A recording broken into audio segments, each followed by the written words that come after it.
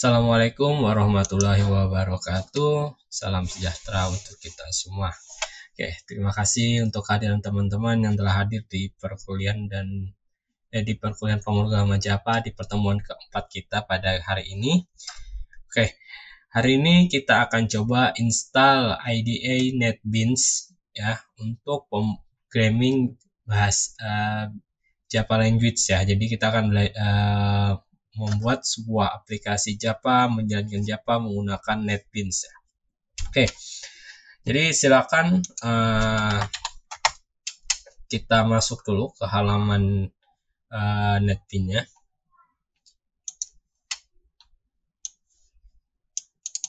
Oke, di sini kalian tinggal cari di sini. Yang pertama kita cari adalah NetBeans ya. Kita download NetBeans-nya. Nah, di sini tinggal kalian masuk halamannya. Ini. Nah, ini kalian tinggal hanya perlu download di sini nih. Ini ada sudah fitur package-nya. Tinggal kalian klik download. Nah, nanti pilih yang bagian ini. Nih, Windows. Sesuaikan dengan sistem operasi kalian masing-masing ya. Kalian bisa pakai yang macOS yang ini. Kalau misalnya pakai Linux, kalau tidak salah dua ini bisa Linux nih. Kalau tidak salah ini ya nih, RPM dengan DIV ini ada punyanya Linux nih. Ya. Habis itu sebelum kita baca dulu. Nah, ada baca NetBeans binary release JDK 11. Jadi kita harus install JDK dulu di 11 version 11 ke atas ya. Ini dia minta and official support running di JDK 11 and JDK 17. Jadi kita cari JDK juga sebelum install Apache NetBeans-nya ya. Oke, jadi kalian download aja dulu di sini, kalian klik ini aja ini, langsung aja klik. Nah, kalau sudah kalian klik bagian ini. Nah, oke. Tinggal kalian download. Oke, di sini saya sudah ada, jadi saya cancel aja. Oke, selanjutnya kalian masuk ke halaman JDK-nya. Kalau sudah download tadi, tunggu sampai selesai baru kita masuk di JDK download. Nah, pilih yang punya Oracle ini ya. Punyanya Oracle. Jadi klik aja. Masuk, pilih yang punya Oracle. Habis itu kalian pilih yang bagian sini. Sesuaikan juga sistem operasi kalian masing-masing. Apakah kalian pengguna Linux, macOS, atau Windows ya. Oke, karena komputer saya adalah Windows, jadi saya pilih Windows, pilih yang nih, x64 installer ya. Baru kalian klik ini. Oke. Oke, kalau tunggu aja sampai selesai semua. Oke ya. Kalau semuanya sudah terdownload, silakan buka halaman kalian tadi ya, buka halaman kalian downloadnya tadi.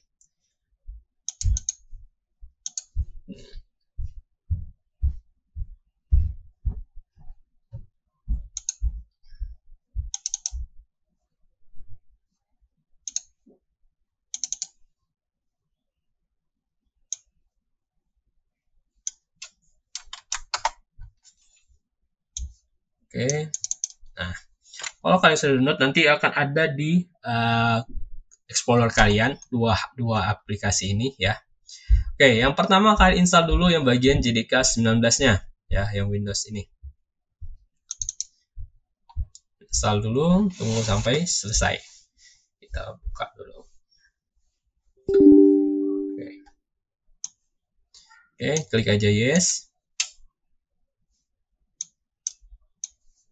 Oke, nanti muncul seperti ini. Kalian hanya perlu tinggal next. Ini adalah default dari folder penginstalan dari JDK. Saya default aja, nggak perlu saya pindah-pindah karena memang sesuai dengan yang direkomendasikan oleh Java Oracle-nya. Oke.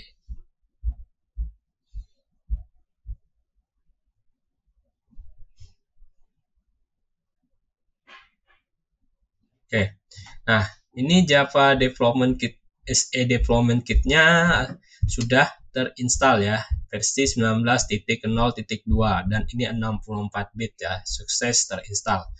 Habis itu kalian bisa untuk next step nih, kalau kalian klik next step kalian akan dapatkan namanya tutorial, API documentation, developer guides, release note, and more to help you get started with the JDK. Jadi di sini adalah library-nya, apa saja library-nya, dokumentasinya lah di bagian sini kalau kalian klik ini. Nah, saat kalian klik, dia akan masuk ke halaman sini, dokumentasi kalian dalam penggunaan sebuah Java atau JDK-nya. Nah, kalian bisa cari sendiri. Ini API-nya, kalian bisa gunakan API-nya juga nih. Nah, tinggal kalian gunakan sesuai yang kalian inginkan. Oke. Kalau sudah, kita klik close saja. Oke. Nah, kalau sudah kalian install JDK-nya tadi, baru kalian install yang NetBeans-nya ya. Jangan terbalik ya. Install dulu yang JDK-nya, baru install NetBeans-nya.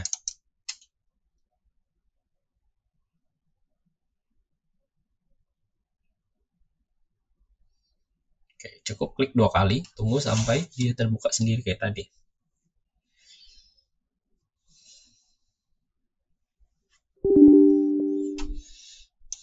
Oke, ini sudah ada, tinggal kalian klik yes.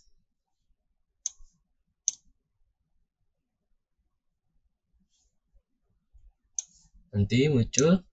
Nah, nanti muncul seperti ini, kalian hanya perlu klik next ya. Ini kalian tandain ya di agreement, habis itu next. Nah, ini tadi otomatis mengikuti yang ada pada JDK kalian yang kalian install tadi. Ini otomatis sudah ya, dia akan cari sendiri. Ini tidak perlu kalian otak-atik juga. Tapi kalau kalian mau ngubah bagian sininya boleh. Kalian mau taruh di mana boleh ya. Oke, kalau saya default aja, habis itu next. Nah, di sini biar aja dia nanti untuk melakukan update sendiri, plugin menggunakan internet connection. Tapi kalau kalian tidak mau, aktifkan juga nggak apa-apa. Kalian bisa update secara manual nantinya, nggak masalah. Oke, klik install. Tunggu sampai penginstalannya selesai. Oke, kecepatan install ini tergantung dari komputer masing-masing ya. Ada yang cepat, ada yang lama, tergantung dari komputernya masing-masing.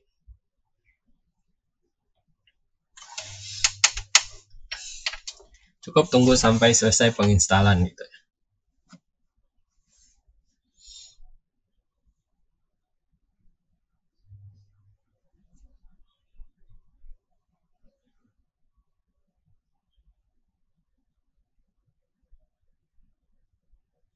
Nah, kalau sudah, ini akan mengasih informasi yaitu install complete sukses, 2 update success install, dan tinggal kalian buka idenya. Oke, klik finish.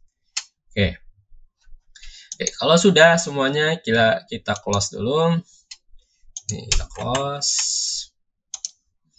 Kita masuk di bagian nih. Kalian cukup buka ini, Apache NetBeans IDE 16-nya ya. Pilih yang Apache tadi, yang NetBeans-nya, jangan tinggal ini, klik NetBeans-nya. Oke, setelah kalian buka, nanti akan muncul halaman seperti ini ya. Tinggal kalian pilih yang mana nantinya. Oke, di sini kita buka ini dulu. Pilih yang ini ya. Nah, pilih yang Java with N nanti kita. Baru klik Java application ya. Baru klik next. Tunggu sampai pembuatan folder-foldernya dan lain sebagainya. Dia nanti kasih informasi. Tunggu bentar. Kita lihat. Nah, dia akan mengaktifkan dulu Java SE-nya.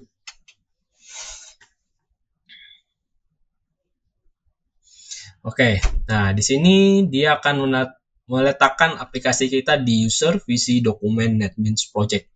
Di sini saya akan saya akan pindahkan ke bagian sini aja biar lebih enak. Saya akan taruh di D aja. Sementara saya taruh di D.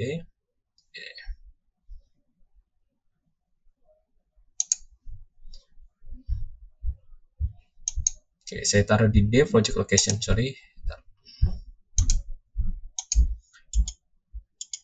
Saya buat folder baru dulu.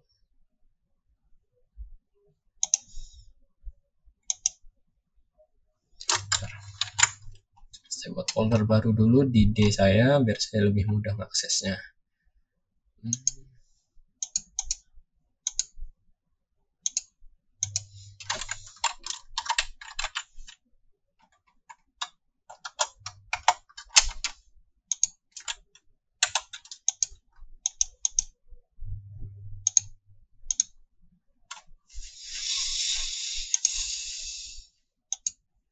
Nah, oke, kalau sudah tinggal klik aja. Oke, habis itu kita buat main class-nya biar aja seperti ini Java application. Tapi di sini saya mau ubah namanya adalah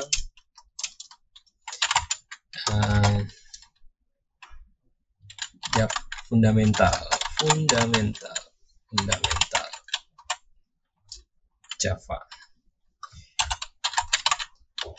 Nah, di sini tolong jangan pakai spasi ya kalau kalian ngasih nama setiap aplikasi yang mau kalian buat, jangan pakai spasi. Kalau kalian mau memang ada jarak, kasih underscore ya. Oke, kalau sudah klik aja finish, tunggu dia sampai create-nya sampai selesai. Oke, nah ini aplikasi pertama kita untuk NetBeans ya. Nah, jadi kita sudah dibuatkan pertama projectnya di sini, lihat di fundamental Java, di source di fundamental Java di bagian dalam sini. Oke, ini adalah aplikasinya dan ini memori yang telah kalian gunakan ya. Oke. Nah, bagian tools nih ya, ini banyak filenya. Di file ini kalian bisa lihat sendiri, ini ada fitur untuk melakukan open project, close, habis itu ngegroup, melakukan import, export di bagian file. Di bagian edit bagian seperti sama Microsoft Word juga ada cut, copy, paste dan juga delete. Di sini ada find selection, find next, previous, find, replace, find use, habis itu find in project, replace in project, start mark recording dan lain sebagainya. Ya, kalian mungkin sudah tahu di sini. Ini ada bagian view-nya. Kalian ingin menampilkan apa, tinggal klik di sini. Ya.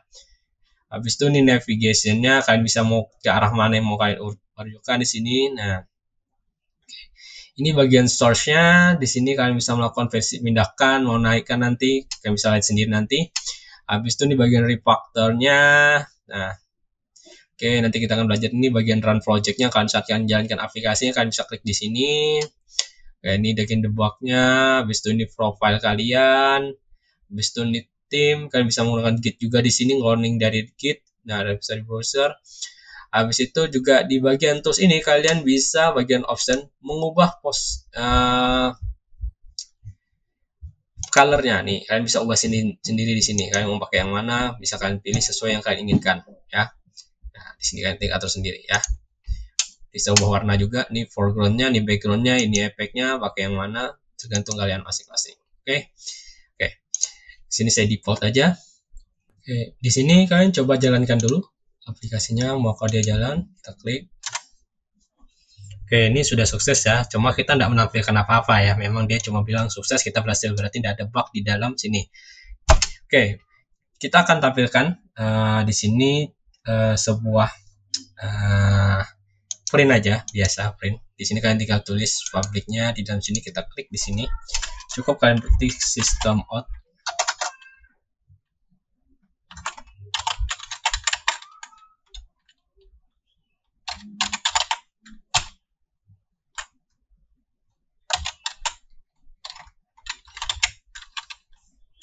Nih, pilih yang ini ya, dan ini ya.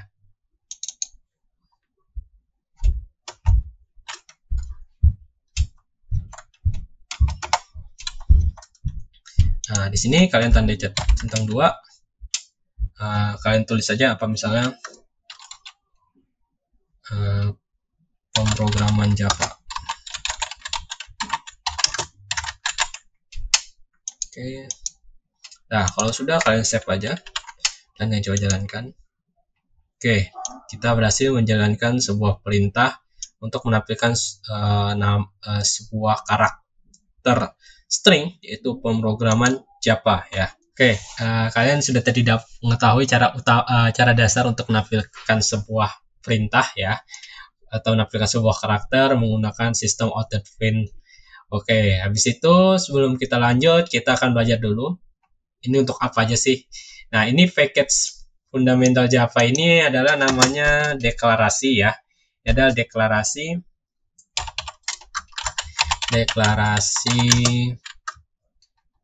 package namanya.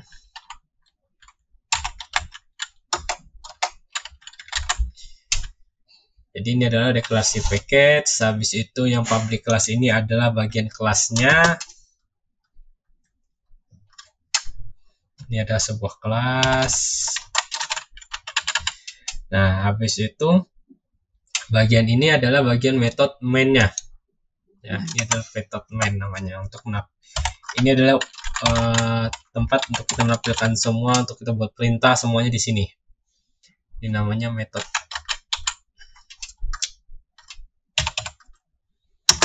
method ya. Jadi di sini metodenya. Oke, kita ulangi dulu. Nah, deklarasi paket itu merupakan sebuah folder yang berisi perkumpulan Java. Jadi di sini package ini kan ini nih fundamental Java. Di dalamnya itu terdapat kumpulan program-program Java, di mana itu ada yang nama dari kelas ini kelas ya. Habis itu ada aplikasi yang lain dan lain sebagainya. Di sini semuanya terkumpul di dalam bagian namanya deklarasi package ya. Nah, habis itu nama package ini biasanya ngikutin dasarkan nama domain dari yang kita buat di awal tadi ya. Oke.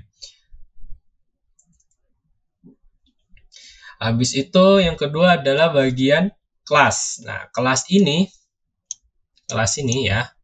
Jadi kelas ini adalah merupakan dasar dari paradigma OOP-nya. Jadi saat kita membuat kelas, kita sebenarnya sudah belajar namanya membuat OOP di dalamnya, yaitu Object Oriented Programming.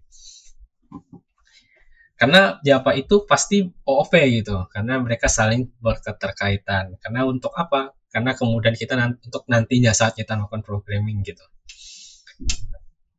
Oke, selanjutnya adalah bagian method main. Method main ini atau fungsi main ini merupakan blok program yang akan dieksekusi pertama kali. Sama seperti kita pernah belajar dulu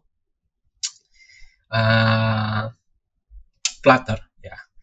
Jadi package main ini dia yang akan dijalankan pertama kali saat program itu di running ya. Jadi method main ini yang paling utama nanti saat dijalankan. Oke. Nah, di sini saya anggap kalian sudah ngerti ya ini. Oke, selanjutnya kita coba buat dulu di sini. Kita buat lagi. Kita belajar dulu yang namanya statement dan ekspresi pada Java ya. Oke, kita buat dulu contoh var x misalnya. Kita biarkan aja dulu. Ini kita hapus saja to-do-nya, hapus. Ini kita kasih kasih komen ya, ini komen ya biar perintah bisa dijalankan. Habis itu kita jalankan, kita buat dulu var kita lupa belajar, kita belajar ini, biarkan aja, kita tambahin satu lagi. Kita copy aja. Oke. Nah, di sini kan kita pakai huruf kecil, huruf besar kan. Kita bisa juga pakai huruf besar semua di dalam sini.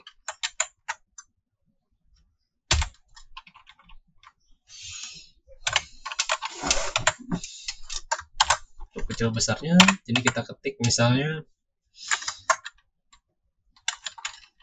Java Programming ya. Oke, ini huruf besar semua. Habis itu kita panggil variabel juga, misalnya var x nya sama dengan 1,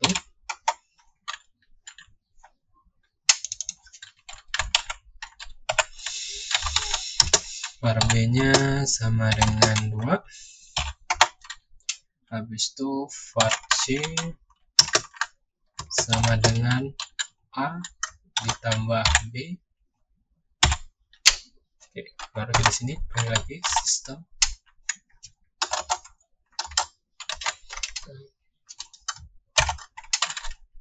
Kita panggil C-nya. Oke, kita coba jalankan. Karena apa? Expression titik komanya. Titik koma. Oh, saya lupa di sini komanya. Oke, nah ini adalah contoh dari statement dan ekspresi ya. Nah, selanjutnya kita juga bisa menambahkan di sini untuk menggabungkan string. Jadi kita bisa misalnya nih tambahkan hasilnya adalah. Nah, kita juga bisa menambahkan string di sini, jalankan. Nah, Kalian bisa lihat di sini hasilnya adalah 3. Di sini hasilnya ini ada nambah. Dan 3 ini adalah bernilai string jadinya ya. Jadi di sini penggunaan penambah. Jadi makanya dia akan nambahkan string ya. Oke. Habis itu kita akan belajar juga coba namanya sistem namanya adalah case sensitive ya. Di sini kita kasih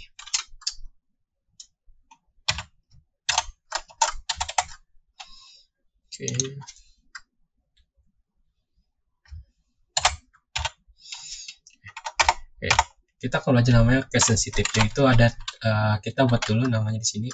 Kita buat string pertama.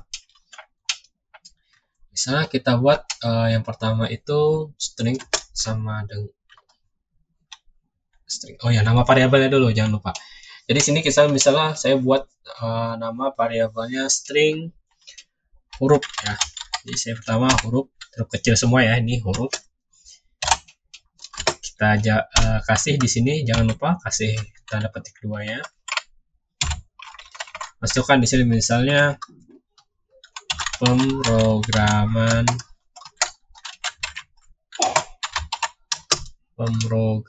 Java ya. Oke. Kita yang kedua adalah coba lagi string. Hanya huruf besar, huruf ya.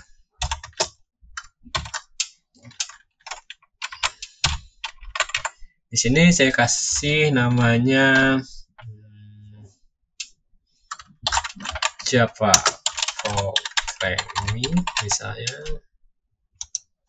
ya. Dan yang terakhir kita boleh satu variabel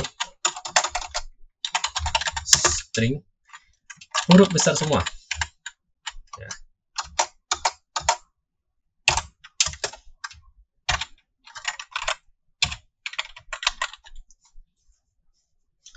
Di sini kita kasih namanya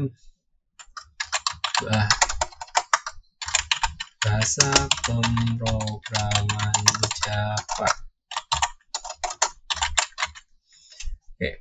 Nah, kita coba panggil salah satu aja. Apakah semuanya bisa dipanggil dengan hanya satu kali? Tidak. Kita coba lihat dulu ya. Kita copy dia ini.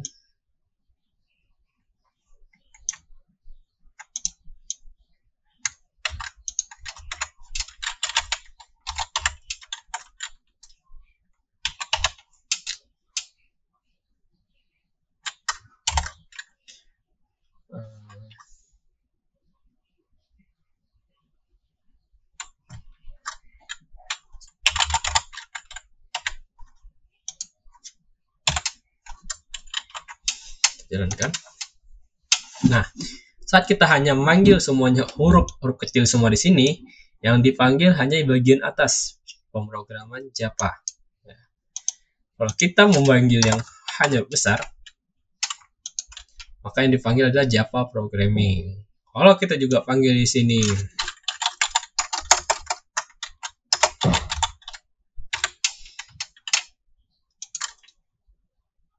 nah, dia akan memanggil yang bagian paling bawah. Ya. Oke, berarti setiap karakter yang kita buatkan ini itu mempunyai variabel yang berbeda ya. Huruf A-nya ini sini sendiri, walaupun namanya sama, tapi karakternya berbeda. Ada huruf besar, huruf kecilnya. Jadi misalnya kita panggil semuanya.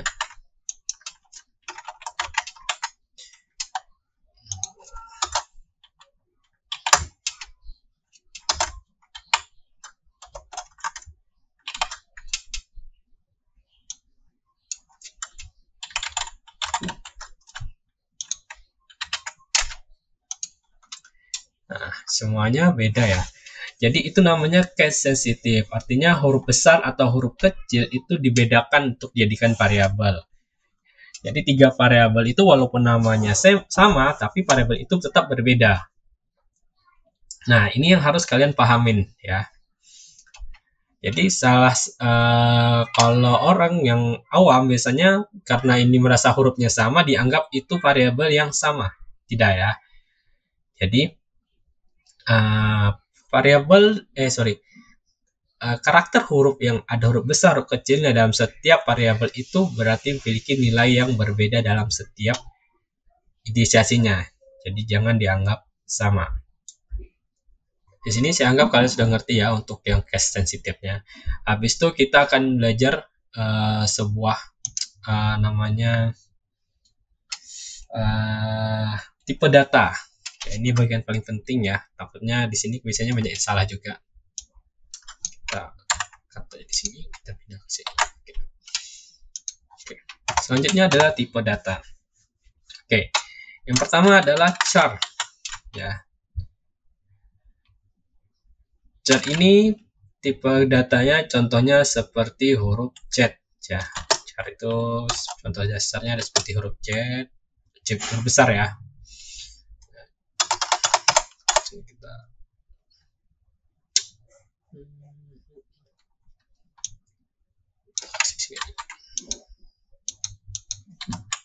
oke. Nah, habis itu namanya adalah chart. Tipe data karakter, ini adalah tipe data karakter namanya. Habis itu contohnya seperti huruf Z besar. Ini tipe data karakter. Habis itu contohnya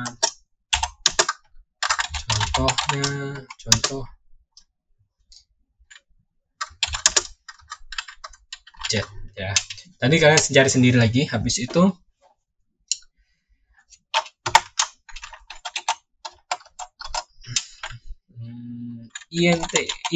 integer ya. Jadi integer ini adalah tipe data angka. Tipe data angka atau yang pastinya adalah bilangan bulat tanpa ada koma ya. Contohnya contoh 1, 2, 3 dan seterusnya. Nah, oke, selanjutnya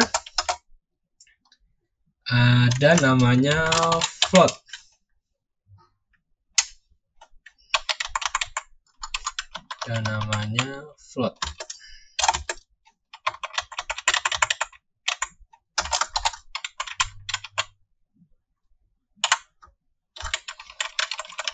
Nah, float ini bilangan desimal. Contohnya itu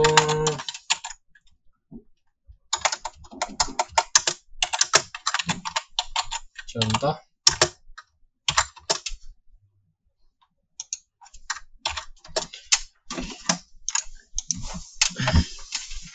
1,2 atau 2,1 dan seterusnya. Ya.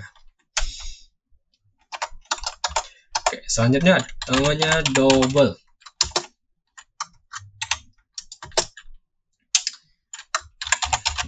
Ini adalah bilangan desimal. Ini adalah bilangan desimal ya, sama seperti di atas juga bilangan desimal. Tapi kapasitasnya lebih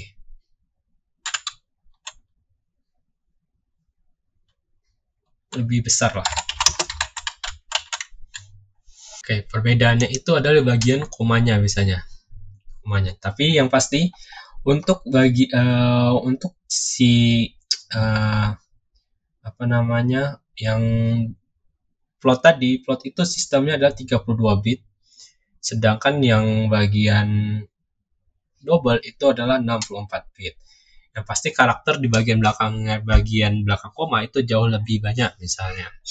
Oke, jadi contohnya aja di sini kita buat satu sederhana aja. Contohnya misalnya 2,11 misalnya. Nah, dan seterusnya. Oke. Habis itu selanjutnya kita akan belajar bagian untuk string. String sudah kalian pelajari tadi. Ini string. Ini adalah kumpulan dari karakter.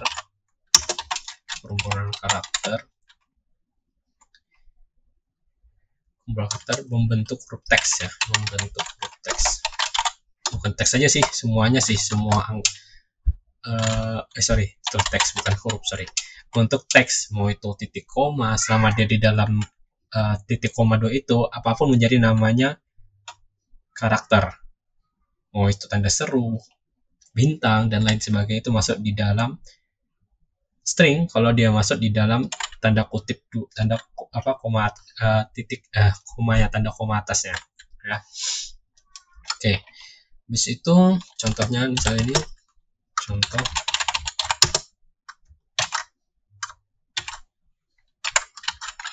A B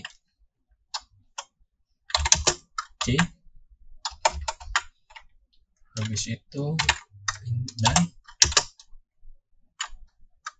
%, dan seterusnya ya, itu semuanya masuk di dalam itu. Dan yang terakhir adalah boolean.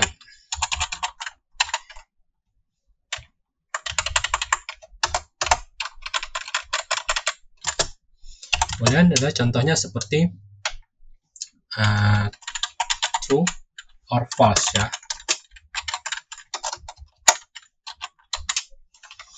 Nah, ini adalah salah satu contoh-contoh dari penggunaan tipe data yang akan kita gunakan selama kita belajar programming Java, programming apapun, semuanya pasti memahami ini.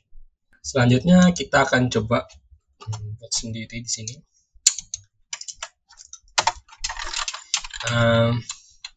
Saya buat suatu variabel.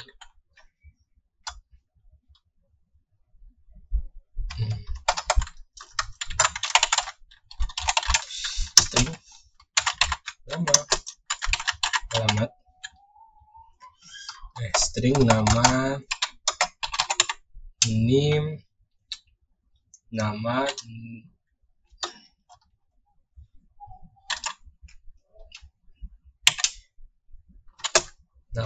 name,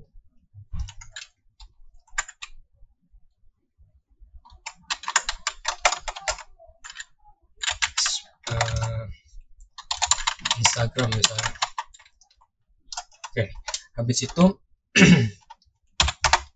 kita juga perlu int apa ya, int-nya ini usia aja, usia. Habis itu kita juga perlu double tinggi. Oke, habis itu kita di sini kita namanya, ini kita membuat inisiasi ya, namanya di sini membuat inisiasi atau membuat variabel.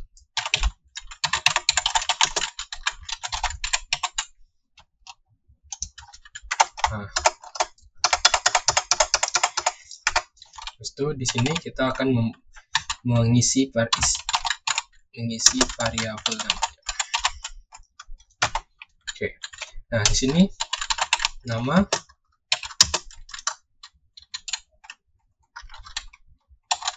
Tiffany misalnya.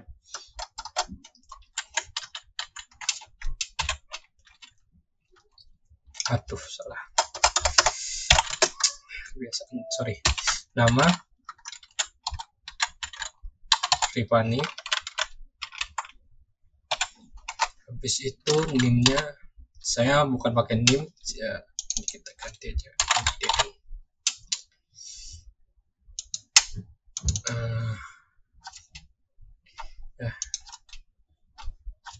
IDN name aja.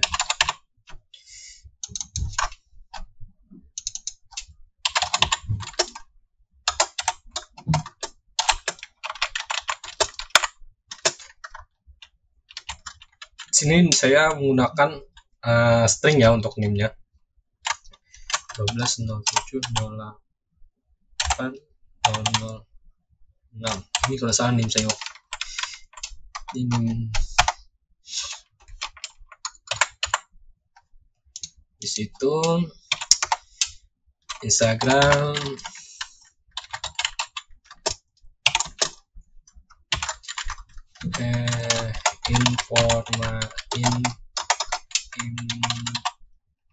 teks ya. Habis itu usia 29.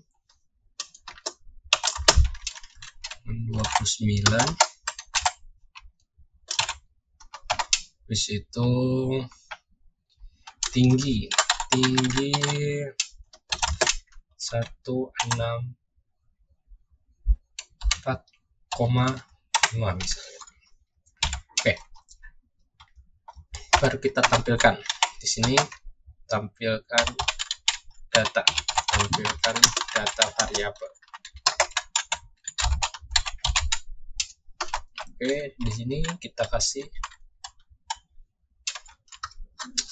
kita copy aja biar cepat. Oke.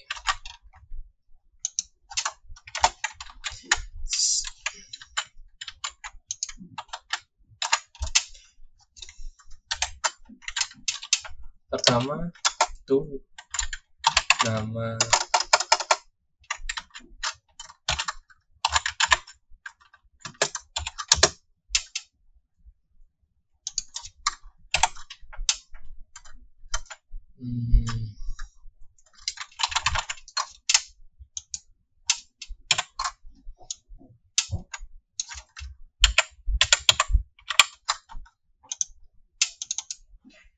nama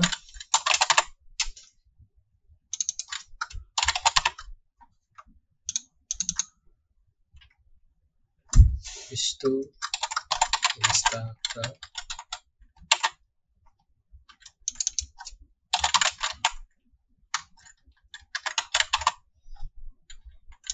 itu usia itu tinggi.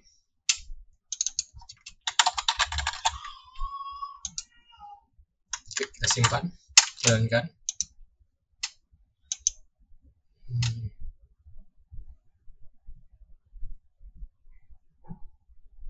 Oh, sorry.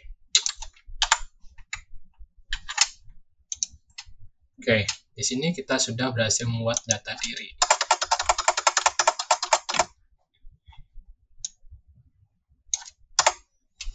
Oke, kita sudah bisa membuat data diri kita menggunakan tipe data ini.